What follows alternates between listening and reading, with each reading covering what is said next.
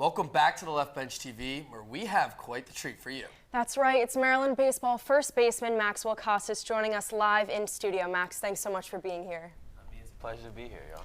And we just have a couple questions for you before we have some fun later on. Does that sound good to you? Sounds all good to me, man.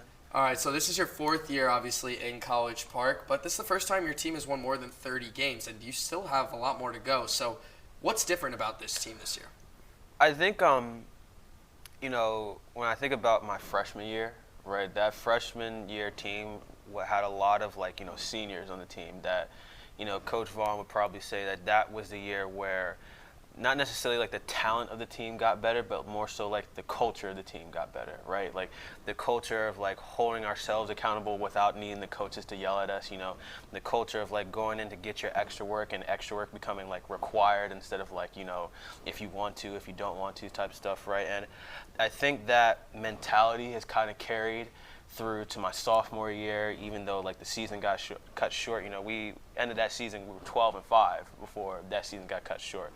Then last year, you know, making it to a regional where, you know, we just came up short of being able to advance to the super, right? So now I feel like, you know, aside from the talent we might have on the team, you know, we have, you know, the three-headed monster of Dean, Ramsey, and Savvy, you know, and, you know, I think we have one of the most complete lineups in the Big Ten, you know, maybe even the country, right?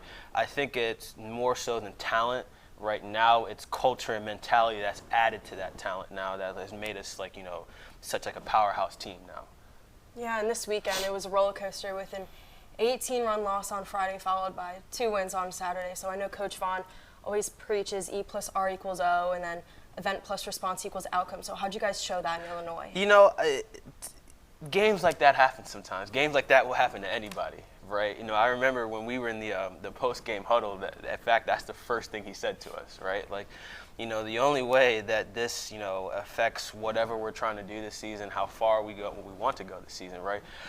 Does this game carry over into tomorrow where, you know, now we have to come out, you know, we're at the field for almost 11, 12 hours that Saturday. Like, you know, can we come out and keep the same mentality that we've always had, you know, whether, you know, when we went down to Baylor, you know, for the first series of the year, you know, we were in front of all their fans. We said, you know, we're just going to come down here and take care of business, right? After a loss like that, you know, we were, I think we were on the Big Ten Network, everything, you know, everybody was hyping up the series, right? We lose by 18 runs. Yeah. Right, you know, and so now I bet you we sitting there thinking, oh, man, people must think, oh, Maryland's, you know, Maryland's a fluke, Maryland's this, and that. Like, we weren't really worried about that, to be honest. Like, we said, tomorrow we're gonna come out, we're gonna do what we always do, and wherever the cards fall, they might fall, right? And luckily, those cards fell in favor for us. You know, we were able to, you know, come back, win a series in a row, which Illinois has been playing amazingly recently, you know, right? And so to go to Illinois and take a series from them, especially with a hyped up series like it was, you know, that's a really big for us. And even more so, it shows that, you know, even when we get punched, you know, we have the ability to come back. We're a tough team, like, you know, and that's really what it takes to, you know, make noise, not even the Big Ten tournament, but in the NCAA tournament as well. Yeah, that's like the most important part, just being able to come back, and that's a great way to look at it. Now, Max, obviously you lead the team in home runs with 12 this season.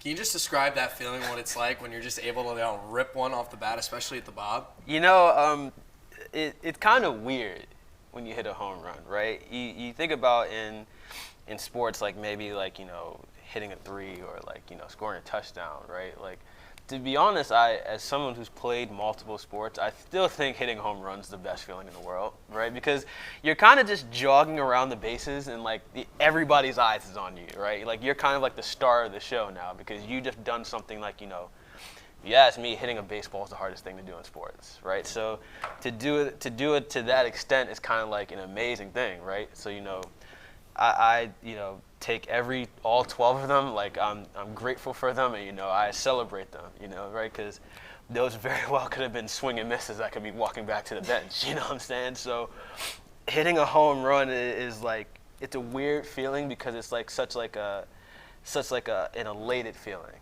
right? Like you just watch, you're rounding second, right? And you see the outfielders just looking up at the ball going in the stands, and you're like, huh, I just did that, you know what I'm saying? So I would say it's the best feeling in sports. Well, I definitely have not had that feeling when I played Pee Wee ball. I could not hit a home run to save my life. I was more the bunting type of kid, but